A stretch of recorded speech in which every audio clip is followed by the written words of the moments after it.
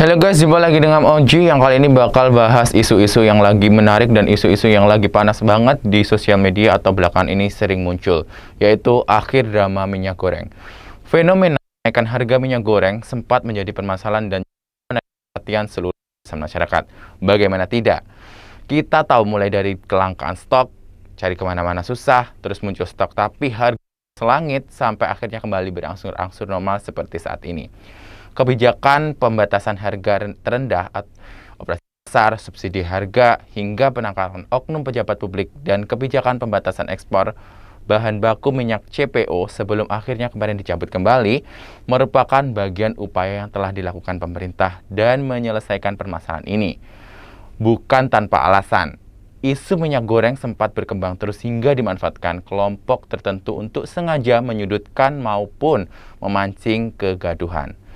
Setelah dengan berupa drama di awal tadi, babak baru dimulai tepatnya bulan lalu, yakni tanggal 19 April 2022, yang mana Kejaksaan Agung menetapkan 4 orang sebagai tersangka dalam kasus pelanggaran pemberian fasilitas ekspor minyak goreng tahun 2021 sampai 2022. Jaksa Agung Sanitiar Burhanuddin mengatakan bahwa tersangka telah melakukan perbuatan melawan hukum, yakni menerbitkan persetujuan ekspor terkait komoditi CPO dan produk turunannya kepada PT HGNI, PT MNA, dan PT MM. Kebijakan tersebut bersifat kontraproduktif. Dengan situasi kenaikan harga minyak goreng pada saat ini, memang terindikasi sengaja memanfaatkan momentum tersebut demi kepentingan pribadi. Jadi secara sederhananya nih guys, oknum pejabat ini bersama pihak atau pihak apapun lah itu sebutannya malah menyalahgunakan wewenang. Situasi mulai sulit, minyak goreng langka, pemerintah melalui Bapak Presiden Joko Widodo bahkan waktu itu menyampaikan akan menekan harga dengan membatasi HET. Ekspor juga ditutup demi ketersediaan stok nasional. Mereka malah memanfaatkan momentum kerusuhan rakyat untuk dompet mereka. Jangan pernah dicontoh ya. Kalau suatu saat nanti kalian ada pada posisi sebagai pejabat, momen rakyat susah, setidaknya jangan bikin mereka susah. Bahkan kalau bisa, bantu mereka.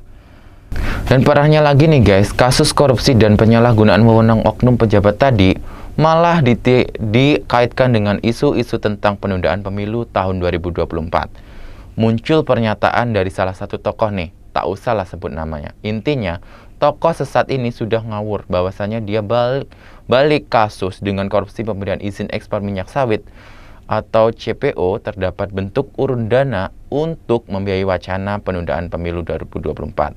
Nah, apa nggak bertujuan untuk memperkeruh suasana tuh? Pak Presiden berkali-kali mengulang tidak minat Presiden 3 kali periode, tidak ada rencana penundaan pemilu, bahkan memerintahkan menterinya untuk fokus kerja, tidak perlu mengeluarkan statement untuk berpikir tentang pemilu. Masih aja ada pihak yang begitu ya. Duh, enaknya ngapain ya netizen ini yang budiman? Kita flashback saja sedikit ya. Pada pertengahan Januari dan bulan Februari 2022, terlihat minyak goreng hilang dari pasaran, di masyarakat sulit mendapatkan minyak goreng. Sedangkan harga minyak goreng sudah tidak mahal atau kembali pada harga 14.000 per liter. Kembalinya harga ini karena pemerintah melakukan kebijakan minyak goreng dengan satu harga.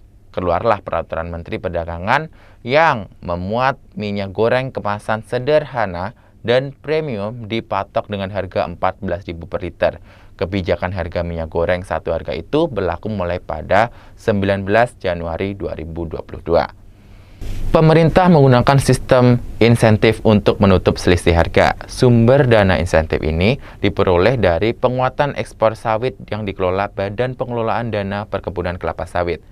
Kemudian, Kementerian Perdagangan juga menerapkan kebijakan Domestic Market Obligation atau DMO dan Domestic Price Obligation DPO. Kemendak menerapkan kebijakan DMO dan DPO pada tanggal 27 Januari 2022. Dengan kebijakan DMO dan DPO tersebut, maka Menteri Perdagangan M. Lutfi menyatakan harga eceran tertinggi minyak goreng berlaku baru. Namun, ketika dipatok harga menjadi 14.000 per liter dari harga minyak goreng yang pernah tembus 35.000 per liter, akhirnya membuat hampir semua lapisan masyarakat menjadi panik buying.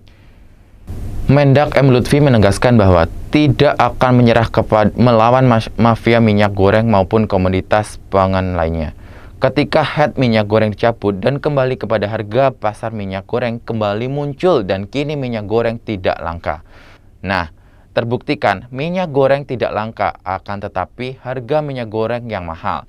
Untuk itu, pemerintah harus mensubsidi minyak goreng karena merupakan kebutuhan pokok yakni sembako. Pemerintah setidaknya telah menyiapkan dana sebesar 7,6 triliun untuk subsidi minyak goreng curah yang telah dipatok di harga 14.000 per liter yang dijual di pasar tradisional. Subsidi minyak goreng curah diterapkan setelah sebelumnya melalui pengendalian harga eceran tertinggi. Lantas mengapa harga minyak goreng melambung tinggi? Akan tetapi stok masih ada. Nih, gue perlu mengingatkan bahwa hal ini karena harga minyak goreng berkaitan erat dengan CPO. Sebagai komoditas, bahan bakunya, kenaikan harga minyak goreng lebih dikarenakan harga CPO internasional yang naik. Cukup tajam. Ketika harga CPO naik, maka perlahan tapi pasti harga minyak goreng merangkak naik juga. Inilah yang terus dicarikan win-win solusinya oleh pemerintah untuk semua pihak. Akhirnya, yang dilakukan pemerintah sampai saat ini adalah tidak mengatur head, tetapi langsung memberikan subsidi sekaligus mengadakan operasi pasar demi menormalkan harganya. Pemerintah mensubsidi sementara fokus pada pemberian minyak goreng curah dengan harapan bisa kembali lagi ke angka 14.000. Larangan ekspor tersebut juga telah kembali dicabut demi menjaga nasib para pekerja sawit yang harganya sempat jatuh imbas adanya larangan ekspor. Jadi paham kan? Meskipun belum normal semua, tapi ingatlah setidaknya drama minyak goreng ini hampir selesai. Kita semua tentu berharap drama ini segera berakhir. Stok kembali melimpah dengan harga perlahan minyak kembali ke mode normal. Gue mengutip pidatonya Pak Presiden Jokowi, bahwasanya negara ini mencari keseimbangan seperti tidak mudah, jangan dipikir gampang, tidak mudah. Begitu juga selain urusan petani, urusan pekerja sawit juga urusan income negara. Jelas ya kawan, percayakan dan pasrahkan kalau tidak bisa berkontribusi setidaknya tidak memperkeruh suasana. Percayalah bapak-bapak pejabat di luar oknum juga terus memperhatikan kita untuk menyelesaikan drama minyak goreng ini. Biar tidak berlarut-larut seperti sinetron. Sekian dari gue. Apabila ada komen atau ingin bahas bahasan lainnya, silahkan mampir di kolom komentar. Sampai ketemu di episode berikutnya. Saya Om Ji. Bye.